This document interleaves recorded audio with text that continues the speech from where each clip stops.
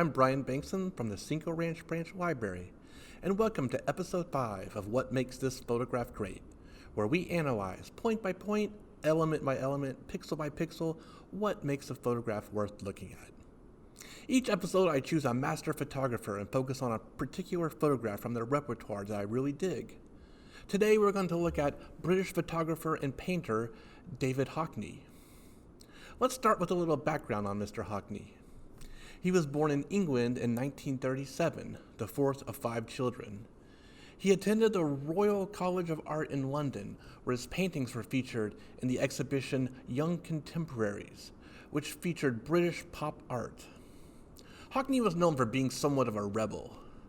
One of the requirements for graduation was completing a live drawing of a nude model, which Hockney disagreed with.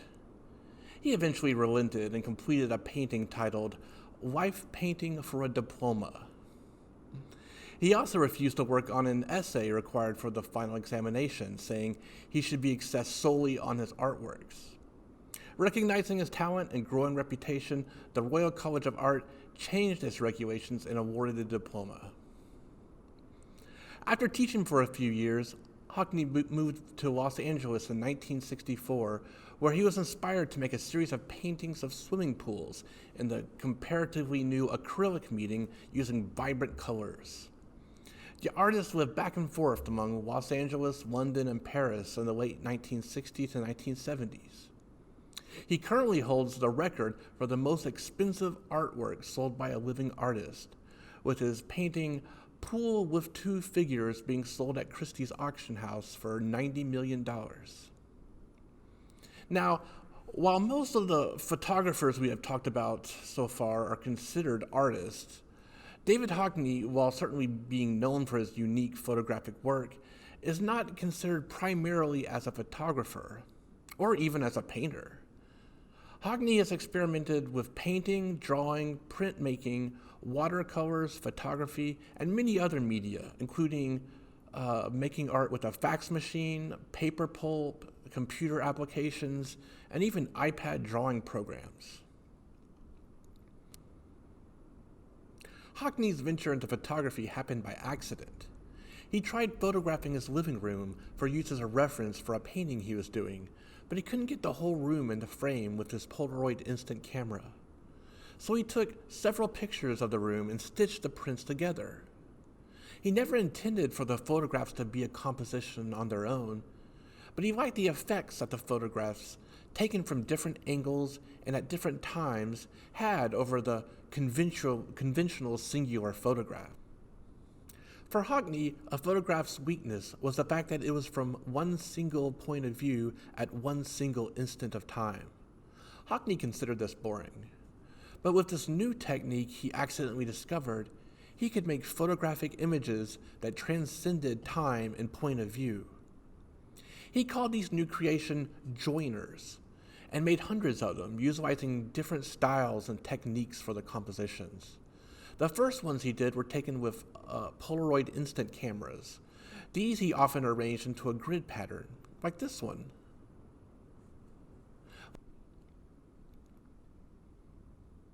Later, he would use a 35mm camera and got prints made at the drugstore. With these, he abandoned the grid structure and went more abstract. Some, like this one, he filled with a rectangular space completely filled with photographs. Others, like this one, had a more irregular shape and often left gaps in on the canvas he glued them to. So now, let's take a look at the joiner I have selected to critique. This composition is called the Scrabble game, which was made in 1983. Hockney made this picture when his mother was visiting for Christmas.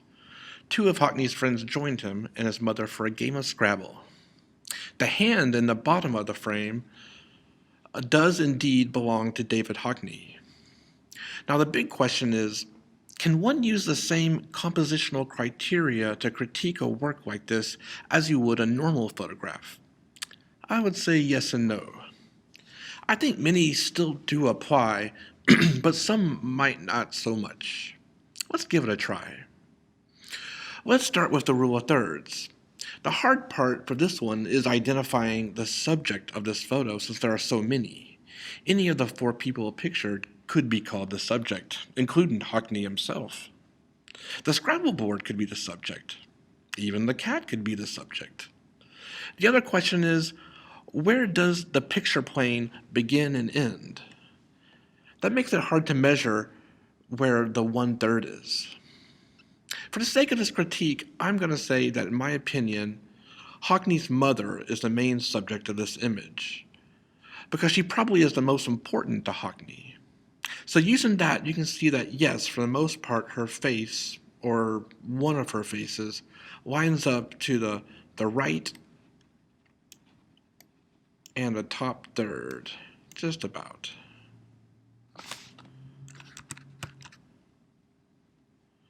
How about leading lines?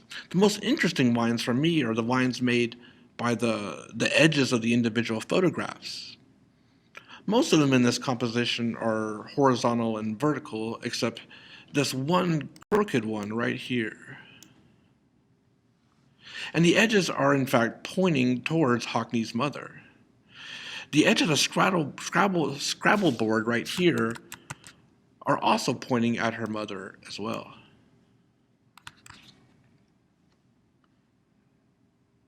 Let's talk about another compositional element I don't think we've talked about before: pattern and repetition. The very nature of the way this image is created gives it tons of repetition. 3 of their subjects have their face repeated many times, each with a different expression on their face. I also really like the pattern created by the repetition down here at the edge of the table. Although the table itself has a nice curved edge, the angle of the photographs were taken create these nice jagged lines. And it seems odd that Hockney paid so much attention to a small part of the table while leaving much of the rest of the table out of the image. What it does add is a lot of visual weight down here at the bottom to counterbalance the fact that most of the action is in the upper part of the image. In a way, it acts as an anchor. Another compositional element we haven't discussed much is negative space. A good example of negative space is this optical illusion. The negative space between the 2 faces is the shape of a vase, which then becomes the positive space, and the faces become the negative space. That is, until you focus on the faces again. Now, Hockney's image doesn't do anything like that, but the negative space is interesting both from the interesting shapes it creates and the idea that there are parts of the scene that are hidden from you.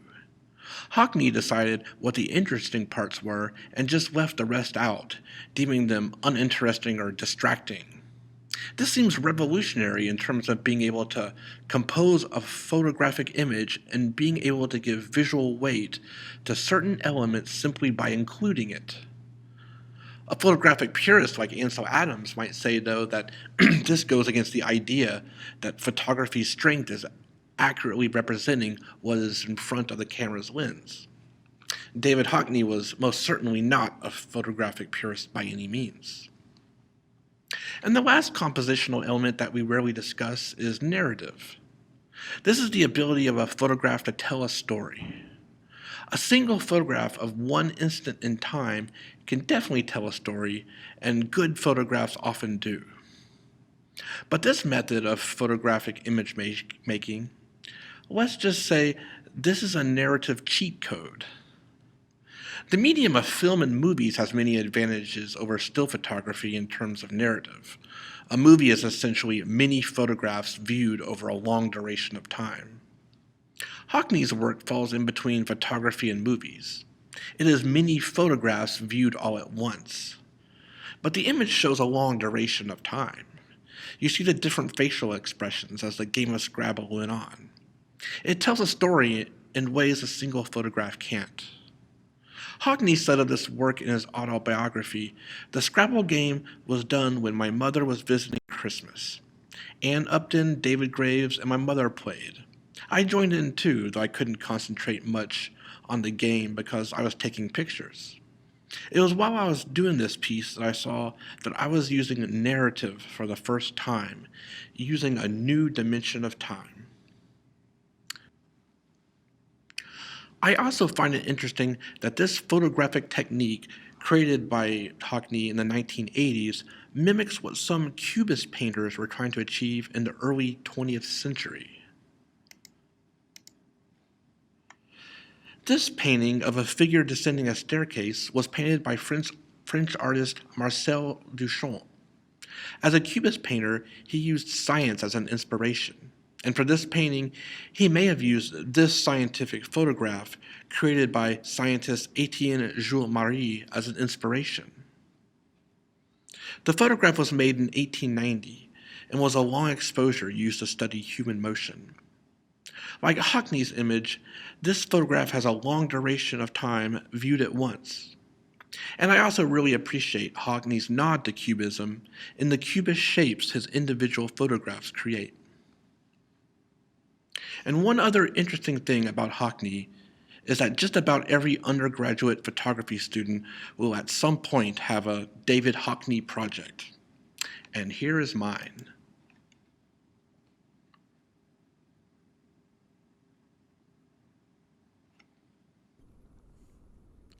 Thank you all for watching. I hope you learned something new. Join us next month for episode 6, where we will look at Dutch photographer Anton Corbijn, who photographed many of my favorite musical acts. Until next time, keep shooting.